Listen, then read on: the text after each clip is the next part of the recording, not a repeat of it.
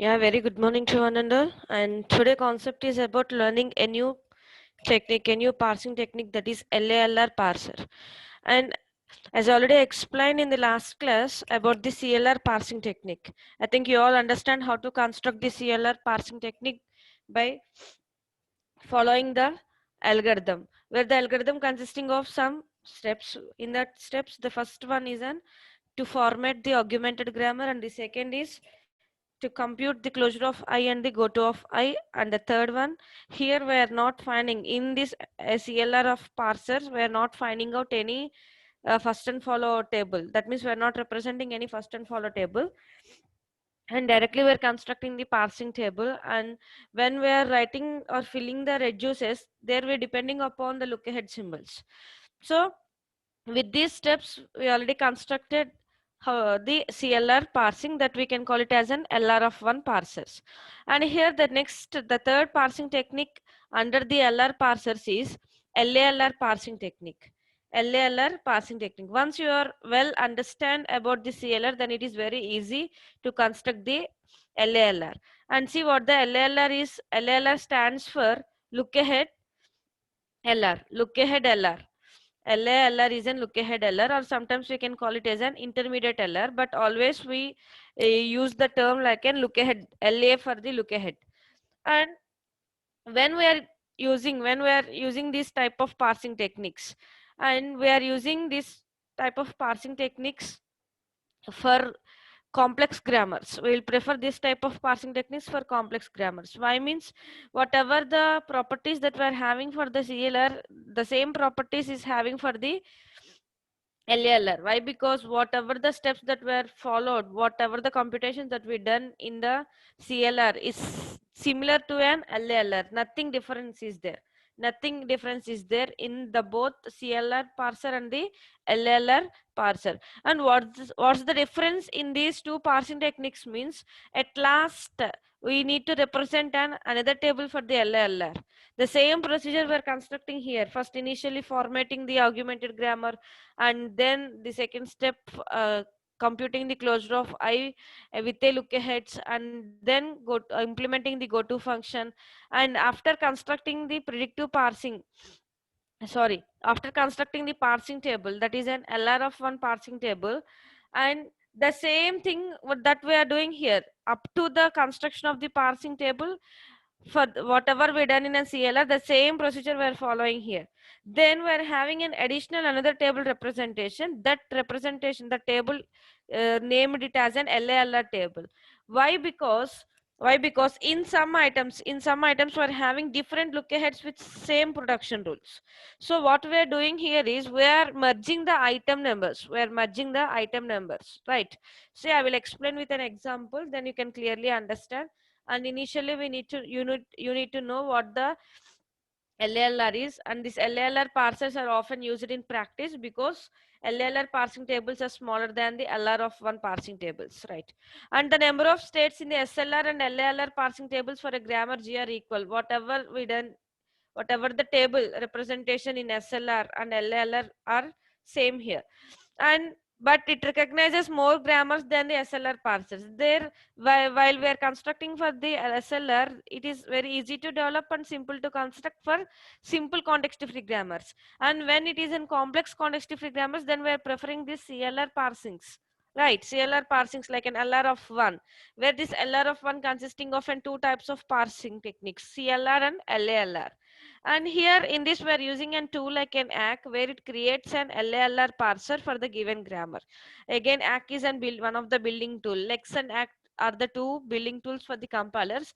And with the ACK, why? Because when we are generating the parsers, we are using a tool like an ACK, where it is from the Unix utility from the Unix. So we are using the tool ACK here, and by using this tool we are creating a LALR parsers for the given grammar. And finally, a state of LALR parser will be again a set of LR of 1 items. That's what I explained before. That means whatever we done at CLR, that means LR of 1, how we construct the canonical set of items for LR of 1, whatever the procedure we followed there, the same thing that we are implementing here in LALR. If you well understand about the concept of CLR, then it is very easy to represent the LALR table, right?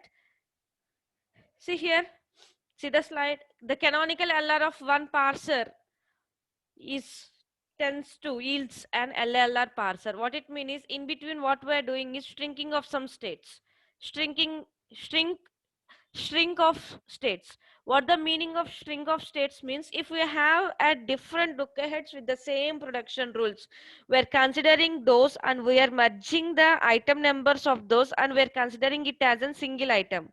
Merging the numbers of those items and we're considering it as a single item, and when we're writing at the table, when we're representing at the table, we are only taking the merged. That means, for example, we're having I3 and I6, and in I3 and I6 items the production rules are same, but we're having the different look aheads.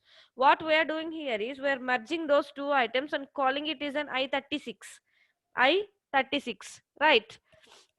And that is nothing but a shrink of states. And sometimes if you follow this process, it may introduce and reduce conflicts in resulting the LLR parsers. So then what we can do is, so finally we can conclude that with the statement, so the given grammar is not an LLR, but here the string process does not produce a shift reduce conflicts, right? Make a note of this. It may introduce and reduce conflict, but it does not introduce and shift reduce conflict. So, and coming to the examples, for the same example, whatever I explained in the last class for the CLR, for that same example, I'm explaining how to construct the LLR parser. See, all of you, this is the example, right?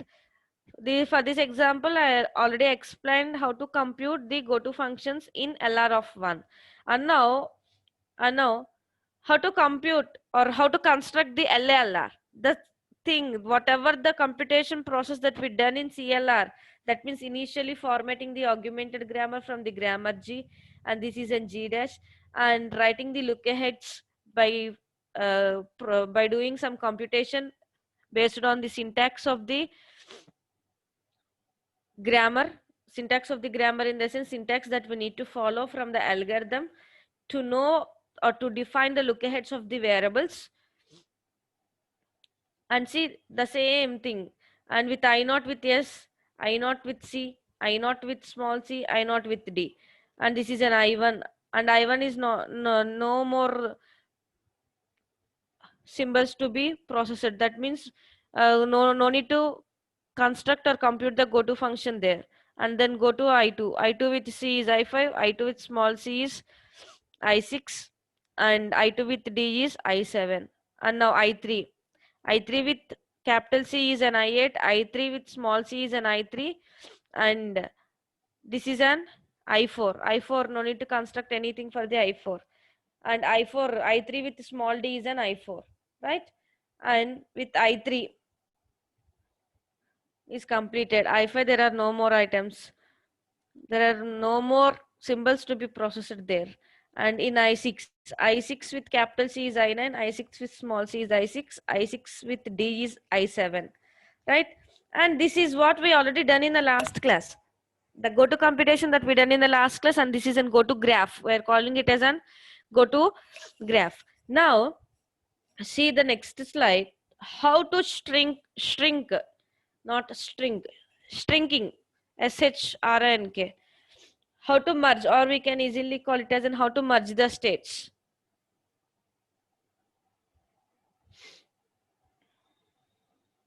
See,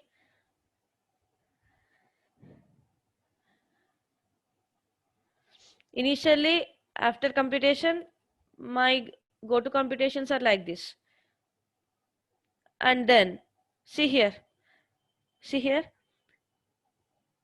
I6 with capital C is an I9. See, the production rules are same production rules, but different look aheads, isn't it? Different look aheads. And how it is represented.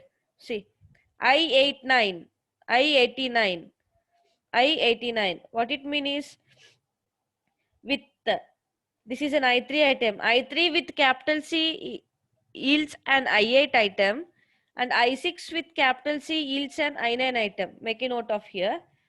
And with I6 with C, I3 with C, it is an I89. So I merged the both item numbers as I89. Right, is it clear?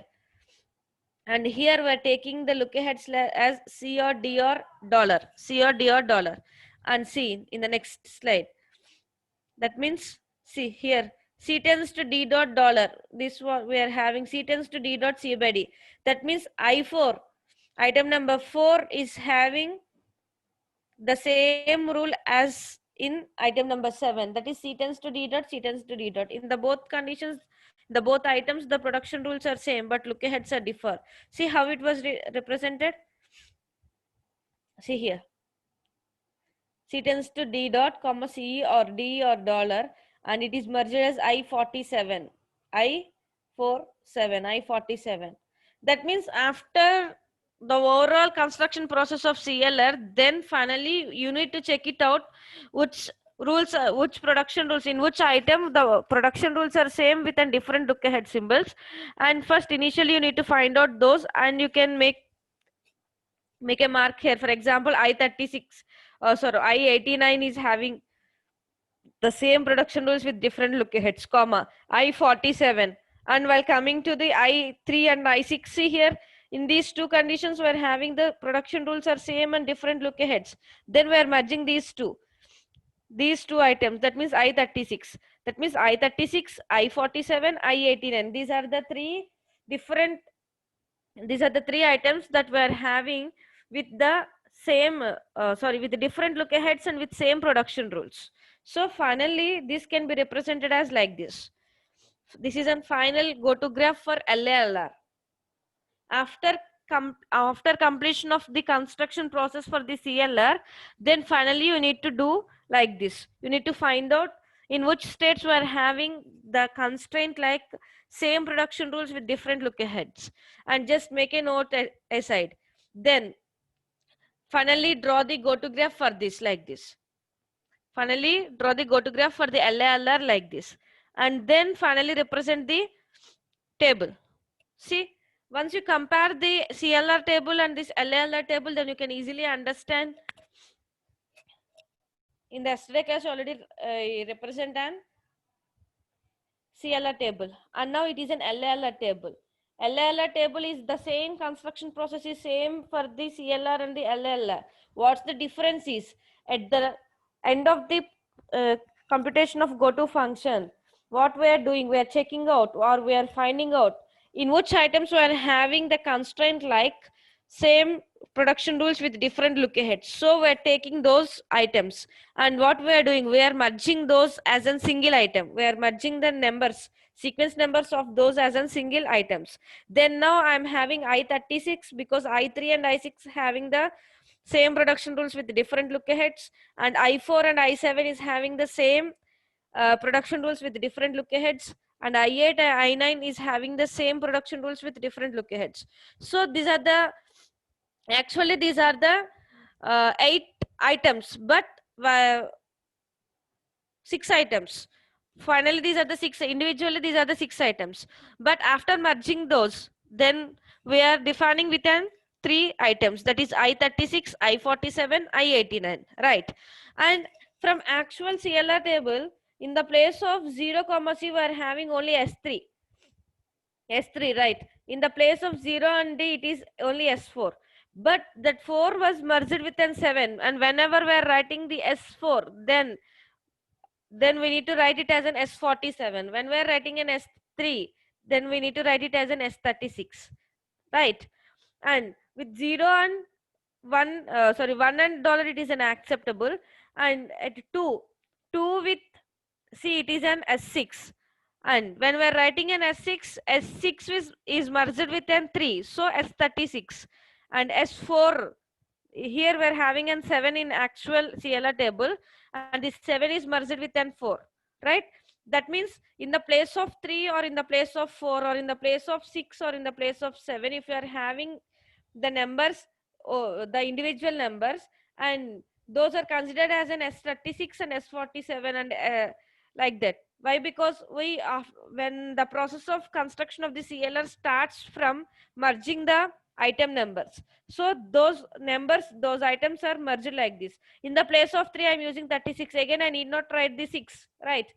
And 4, 3, 4, and next 5, and 4 is merged with an 7, so 47. Again, no need to write the 6, and again no need to write the 7, right? And 8 is merged with a 9, so finally it is an 89, isn't it? Is it clear now how to write the item numbers? So if you get an operation like an S3, then in the place of S3 we need to represent an S36. If you get an operation like an S4, in the place of S4 you need to write an S47. If it is an S6, now S36. It is an S7, S47. Right? Is it clear? And this is the way of representing the look aheads. Look ahead. That means LALR parsing table. See here we're having at in go to table. Actually, 3 with C is an 8 and 6 with C is a 9. But when we merged these two items with 36, then in the place of 36 with C, it is an 89. Once you check this with an CLR table, then you can clearly understand. And there is no change in the reduces. There is no change in the reduces, right? Only at the place of, there is no change in the reduces means see, I am merging 8, 9. 89 was merged as a single state here, single item. And as per from the CLR table, 8 with C is R2 and 8 with D is R2, right? 9 with dollar is an R2. So what I done here, I merged all the operations, all the entries in the 89 row. In the 89 row. Is it clear now? Now see, whatever the operations that are filled with 4 and 7, those are all merged in a single row. And for the 36, all are merged in a single row. For the 2, all are merged in a single row. And for 1, only accept is there. And for 0, all are merged in a single row. And this is the final LLR table. The simple thing what we're doing here is, after well knowing or well understanding the concept of CLR parser, then it is very easy to construct the LALR. Means the step 1, step 2 and step 3 are same for the LALR and the CLR. Whatever we are computing in the CLR, the same process was done in an LALR. But at last what we are doing, after constructing the parsing table for the CLR, then you need to put a heading LALR. If the question is to construct an LALR also, what you need to do is, first initially you construct the CLR. First initially construct the 3 steps of CLR. That means formatting the augmented grammar and then computing the closure of I, then computing the go to of I, then finally constructing the parsing table. These 3 steps are to be done in as per the CLR. And after constructing the table for the CLR, next you need to put an heading LALR parsing table. And in the before filling the entries in the LLR parsing table, you need to find out what the common entries, that means what the common items that we are having in the computation part.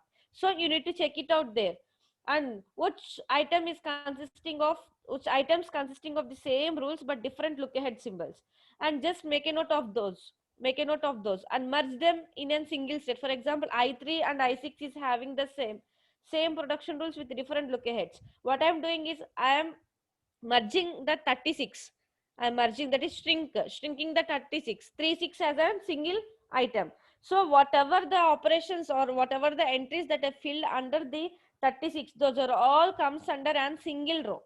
Those are all comes under, and that means wherever you are having S3, there you need to represent an S36. Wherever you are having an S6, there you need to represent an S36, right?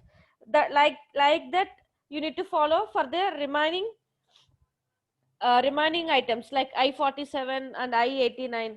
And if the grammar consisting, if the computation consisting of more than 36, 47 and 89, and other more you are having the same production rules with different look ahead symbols, so again you need to shrink all those items into a single state, single item, and then you need to represent like this. This is the finalized LALR parsing table, right? And now with this parsing table, again for the CCDD, where it is an input string from the given grammar, you need to check it out whether the input string, by parsing the input string, whether it is acceptable or not, whether it is acceptable or not for the LALR parsing table. Is it clear now? It's very easy concept. If you are well understood with the concept of CLR, it is very easy in computing the LLR parsing, because here what we are doing is only the thing that we are representing in another table, the representation of an LLR table that we are doing. The overall procedure was same for the CLR and the LLR. At last we are representing an another table. That table is an LLR table based on the CLR table. Is it clear now? And finding out, without getting any confusion, finding out the string states, finding out the string states, that means same production rules with different look ahead symbols. Finding out those states is most important. And what type of conflicts that we can get here is, we can these are the common error, we can call them as, that means common conflicts are shift reduce conflict and reduce conflict. And as I already explained in the previous slide, that string process may introduce and reduce, but it does not produce and shift reduce conflict. Make a note of this in LALR parsing tables. When we are doing such type of an process, what such type of an process is, shrinking the states, shrinking of the states or shrinking of the items. And when we are doing such type of an process, then there may be a chance to get a reduce conflict, but there may not be a conflict like an shift reduce. Make a note of this.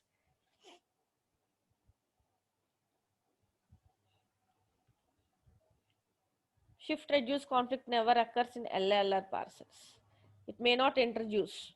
Only we are having an reduce conflict here.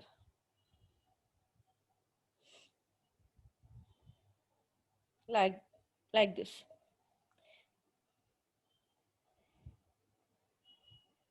For the creation of the states of an LLR, see here we are having in item number 1, A tends to alpha dot comma A, where item number 1 is also consisting of B tends to beta dot comma B. What in item number 2, A tends to alpha dot comma B, B tends to beta dot comma C. What it means is, now we find out that to represent an LALR table, here I1 and I2 is having the same production rules but different look aheads, isn't it? But different look aheads. And shrinking of these two states like an I12, that is I12, merging these two states like I12, rules are same, right? What the differ is? The differ is only the look aheads. So A or B, B or C. And in the place of this B, and when we are filling the entries for these, rules at parsing table, we can get a conflict at B, at the terminal B. Reduce conflict will get. So this is an example how to get the reduce conflict for LALR parsers. And this is another example. Make a note of example number 2, and for the next class you please all perform and or construct the LALR parser for this example. S tends to S, where S tends to S is an augmented grammar that we ourselves defined from the algorithm. And whatever the 5 rules that we are having here, please make a note of these 5 rules and then construct the LALR of one parser. When we are constructing the LALR of one parser, the same procedure that we are following for the CLR of one or LR of one parser. Nothing difference is there. In the last, at the last, we need to represent another table. As per the CLR, we are having 3 steps. That means formation of augmented, computation of go to and closure, and then finally construction of parsing table. And this, put a heading, this construction of parsing table is a CLR parsing table. And when the question is to construct the LALR, then you need to draw the you need to again represent another table, put a heading that LALR parsing table, and then from the CLR parsing table, find out what the string states that we are having, and then represent an LLR table. Make a note of this example. This is the most important example here. Construct the LLR. Most important parsing technique.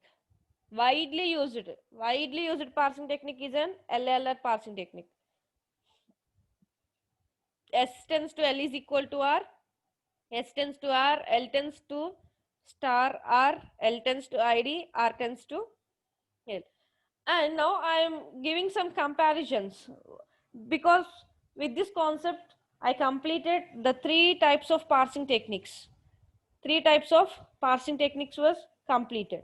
That means I understand the computations, how to perform or how to construct the SLR parsing table, and how to construct the CLR parsing table, and then how to construct the LLR parsing table. After knowing the construction steps in each and every individual parsing technique, then I need to compare now. I need to make a comparison, because SLR is a simple LR, CLR is a canonical LR, and LALR is an look ahead LR, right?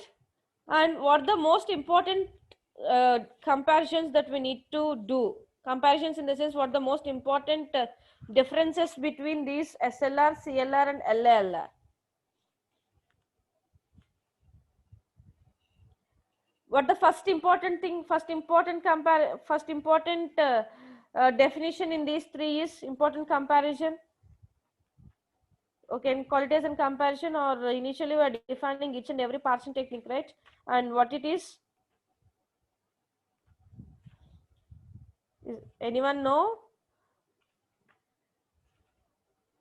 One is to simple to build, that is the smallest simple LR. The second one is an CLR, that is an most powerful parsing technique. It is a simple parsing technique. Another one is an most powerful parsing technique, and the third one LLR is an widely used parsing technique. And while coming to the comparisons in the size, and SLR is very small in size. SLR is very small in size. SLR is nothing but an LR of 0, and LLR and SLR have the same size. That means the same size as I already explained in the last slides.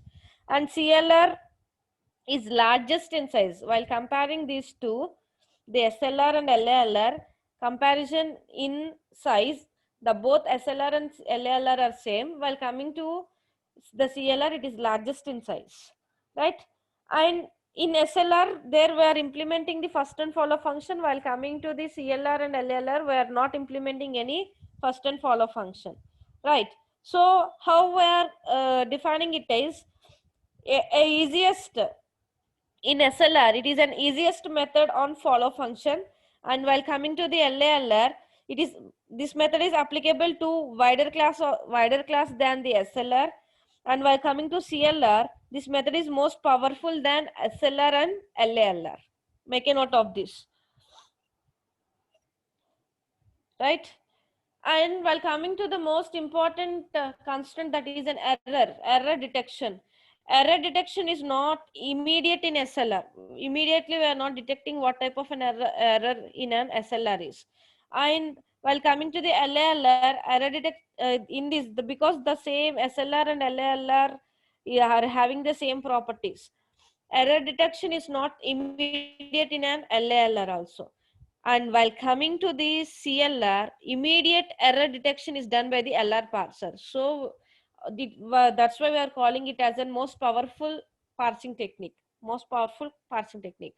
And while coming to the efficiency, while coming to the property or constant like an efficiency, the SLR requires less time and less space complexity. Why? Because there we will only choose the simple context-free grammars.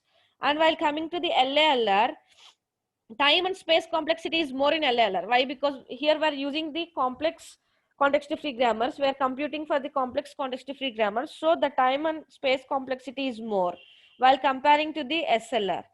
But efficient methods exist for consulting the consulting the LALR parsers directly. What it means is, whatever the methods that we are using here, whatever the steps that we are following here to compute the closure and the goto function, and those methods are the existing methods, and we're directly performing those methods, directly we're using those methods.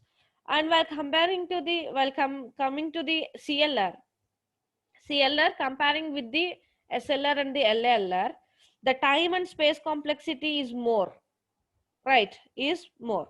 That means here we're having a common compare common thing for both the CLR and the LLR. What the common thing?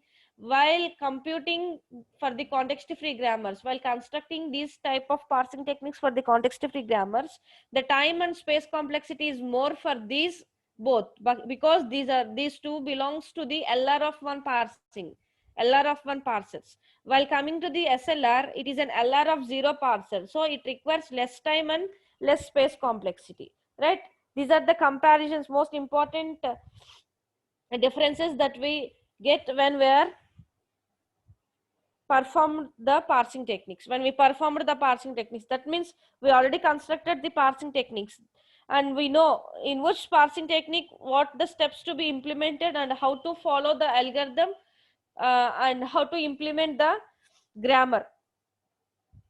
And this is about the bottom up parsing. With this concept, the bottom up parsing is completed. The concept of bottom up parsing is completed. In the concept of bottom up parsing, I explained what initially what the LR parser is, and then what SLR is, how to compute the SLR, and then CLR and how to compute the CLR, and finally LLR, how to compute the LLR. With this the parsing techniques or the approaches, whatever the parsing techniques that we are having in a syntax analyzers, that is a top down approach and the bottom up approach, two types of approaches we are having, right?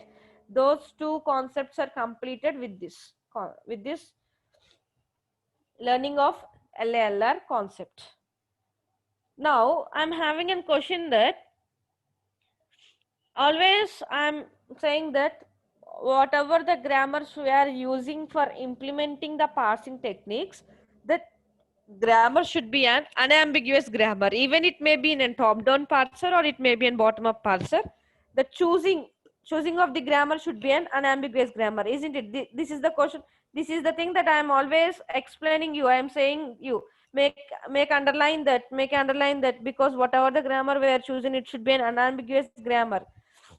And from the starting of the class, I'm explaining, I'm saying this thing. And here, if your grammar is an ambiguous grammar, is it possible to construct the LR of 0? Is it possible to construct the LR of 0 is the question now. Now see,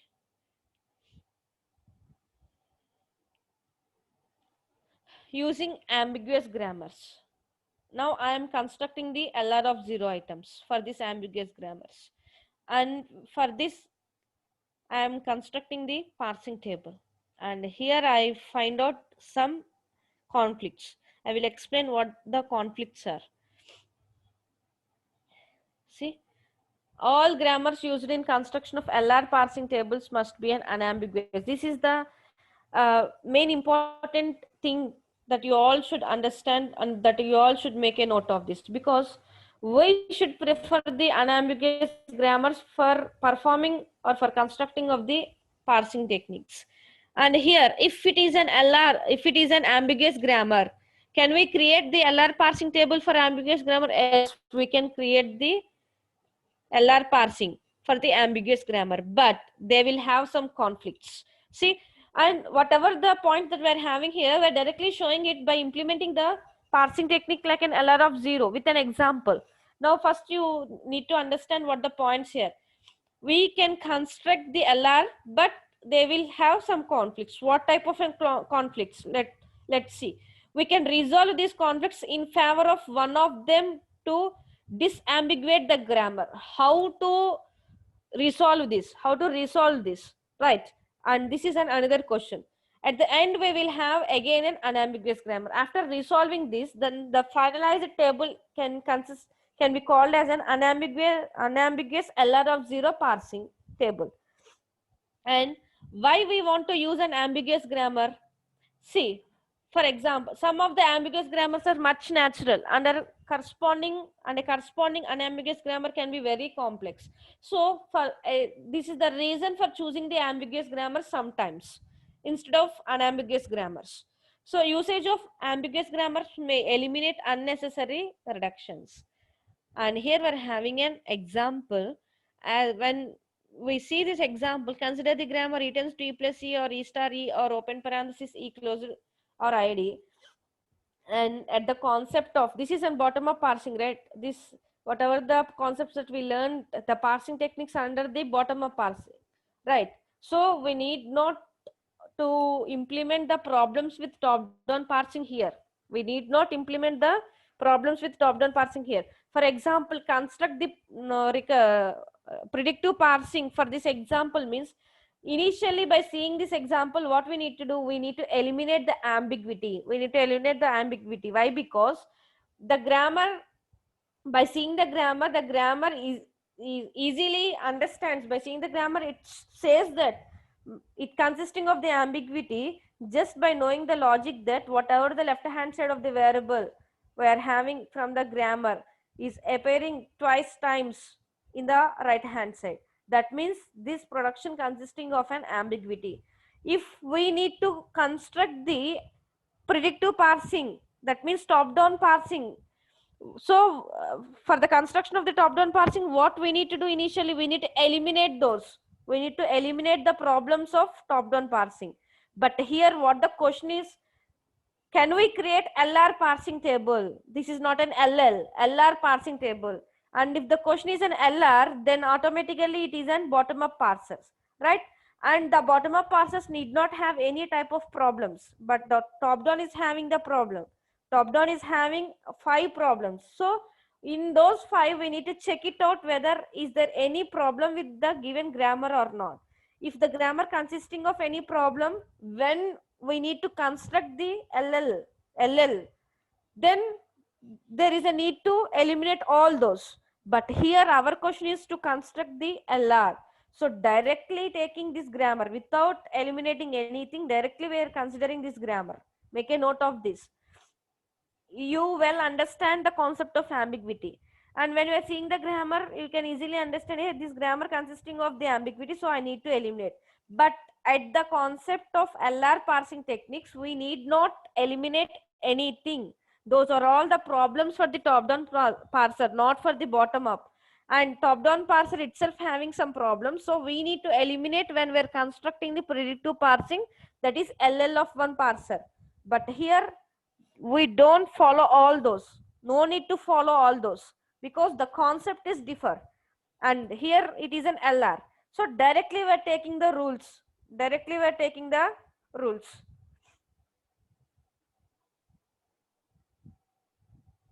See here, when I need to eliminate the ambiguity in LR, sorry, in top down parsing, that is in predictive parsing, I need to rewrite the grammar like this. I need to rewrite the grammar like this. That means I am eliminating the ambiguity just by adding a new variable, and defining the rule for that variable. This is the elimination of an ambiguity. But see here, to construct the LR of 0 items, what I am taking, my grammar is an ambiguity grammar, because whatever the LHS of the rule in the, whatever the LHS, that is an E is an left hand side of the rule, and that is appearing twice times on the RHS, right? So here no need to, I am not eliminating anything. Directly I am taking the ambiguity grammar and I am performing the go to computer. Initially I define what the augmented grammar is, and from this augmented grammar, just by placing the dots at the starting of the right hand side, I define what the closure of I, and I just named it with an item number 0. From this item number 0, now I am constructing the go to function. That means I am computing the go to function just by calling I naught with E, I naught with open parenthesis, I naught with ID. Like I1 with plus, I1 with star, I2 with E, I2 with open parenthesis I2 with ID. Like that, the overall go to computation was completed. And finally, I represented an parsing table like this. This is an SLR parsing table for the given ambiguous grammar. See here, when I'm filling the entries in the go to column and the action column, at 7, I7 with plus, I am having two entries here. What the two entries is, at I7 with place I am having R1 or S4. Here here it is directly resolved grammar, resolved table, so it is only R1. But initially it is having R1 or S4. And for I7 with star, it is R1 comma S5. That means for the follow of V, I am having plus star closed parenthesis dollar. These are the outputs of follow of E. And already I am having an operator, that is an operation shift operation at star. And I am having the reduce operation at these two entries again.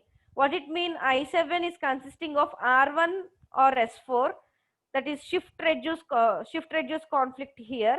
R1 or S5, that is shift reduce conflict here. Make a note of this. And shift reduce conflicts occurs at I7 comma plus and I7 comma star. How to resolve this? Here we are having an answer. How to resolve this? First initially see how to resolve this. We can resolve these conflicts in favor of one of them to disambiguate the grammar. How to disambiguate the grammar here? See, I7 with plus, I am having two rules. R1, that is rule 1, shift 4. I7 comma star, I am having two rules, that is R1 shift 5, right? And if you are having the conflict with a plus operator, if you are having a conflict with, that is the token is in plus, then what the disambiguate things that we need to follow here, how to resolve it means just shift plus is an right associative, reduce is an left associative. So here we are preferring the left associative, reduce. And when the current, then in the another column we are having the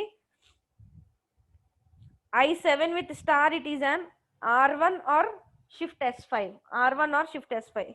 Again in this entry also we are having the conflict. So there it is a token for star, right? The token is in star. That means I7 with star, I am having reduce shift conflict. And shift star, where star is having the higher precedence than the plus, right? When we are performing the reduce, plus is having the higher precedence than star. So star is greater than the plus. So we are using an shift operation at the star and we are using an reduce operation at the plus. See here, reduce at the plus and shift at the star for I7. So in this way we need to resolve the conflicts, but every time it was not possible. For every grammar it was not possible, right? See, at I8 with plus, again we are having reduce shift conflict, and here I8 we are having reduce shift conflict. For this there is an explanation here. See, I8, see, when the token is plus here, sorry, when the token is star, for the star I am using an reduce operation. For the star I am using an reduce operation because it is a left associative. While coming to the plus in I8, where star is higher than the plus, so again here also I am using the reduce operation. So in the both conditions I am using reduce and reduce. See, reduce and reduce. Here reduce and shift. Right? Is it clear now? How to resolve the conflicts? Precedence. Which operator is having higher precedence when we are performing the shift and the reduce operations? In such a way we need to take, but every time it is not possible. If you are having like such a conflicts, that means in one entry we are having two operations, then finally what we need to do is, don't do all those things. Don't check whether it is in left associative or right associative, or whether it is an how, which operator is, which token is having the higher precedence. When if you done and reduce, which operator is having the higher precedence, and when we are doing the shift, which operator is having the higher precedence. No need to check it out all those. Just by giving the statement, therefore the given grammar is not an SLR. The given grammar is not an SLR, that is an LR of 0. Why? Because at action of 7 comma plus we are having a conflict. What that conflict is, that means in one cell we are having two entries. At one cell we are having two entries. It is shift reduce, that is R1 or S4. That means shift reduce conflict occurring here. So this type of grammars are not suitable for implementing the SLR parsings, SLR construction of the SLR parsing. In such a way we can conclude that. But to show that it is an unambiguous, to show that what I am explaining here is, I am showing you that taking the ambiguous grammar and after constructing the parsing table by resolving all these conflicts, I am showing it is an unambiguous. Right? Is it clear? That means the finalized table after considering all these constraints and then filling the entries in 7 and plus, and in 7 and at 7 and plus, and at 7 and star, at 8 and plus, and at 8 and star.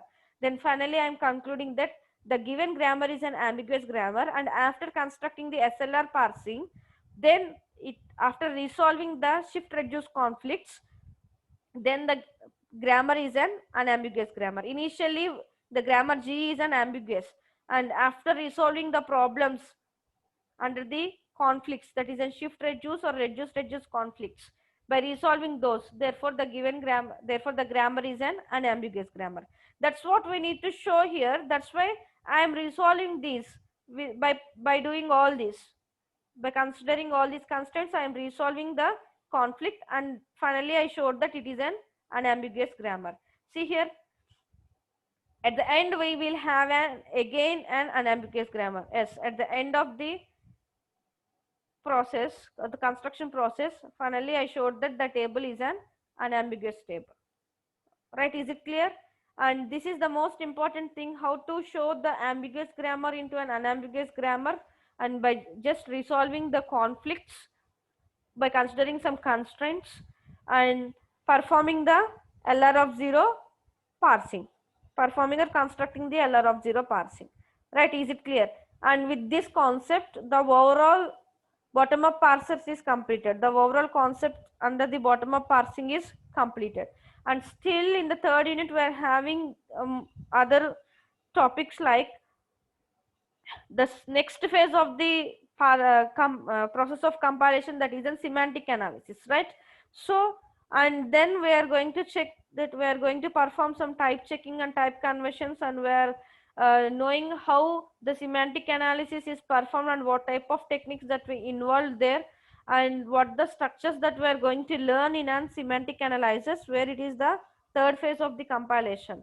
With this, the first phase lexical analyzer and the second phase syntax analyzer, the process of construction was completed in the both. And at the implementation of a lexical analyzer, after implementing all those with an lex tool, that means I performed some automatons with an lex tool, and after all those I generate an output in the form of an stream of tokens, and those stream of tokens are taken as an input to the syntax analyzers. And here, by performing in different parsing techniques, I am implementing the different parsing techniques by knowing and different approaches in syntax analyzers. Then finally I generate an parse tree. That means whatever the construction I performed here, a corresponding parse tree was represented for this construction. So what I need an output, my output should be in the form of an parse tree. That means I generated an parse trees. I generated an parse trees by performing the syntax analysis. And what I performed means whatever the approaches that we learned, whatever the construction, different construction techniques that we can call it as in parsing techniques that we learned under the concept of an syntax analysis, all those are all comes under the part of syntax analyzers. That means internal functionality of the syntax analyzers consisting of all these subcategorized concepts. So with this, finally, I generated an output. My output is an parser generator. And with the tool like an ACK, I generated an parsers.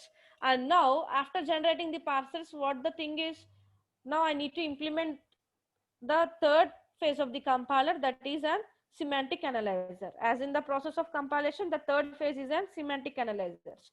And now I am taking this corresponding parse trees, whatever I constructed, the parsing techniques, and the constructed parsing techniques should represent a corresponding tree structure. And I am taking those tree structures and I am checking out whether is there any mistakes or not. That means if any errors in the form of a type checking errors or type conversion errors or any others commonly occurring errors under the semantic analyzers. So I need to check it out all those by performing some techniques in semantic analyzers. So in the next class, what the concept that I am explaining you is about the third phase of the compiler, semantic analyzer.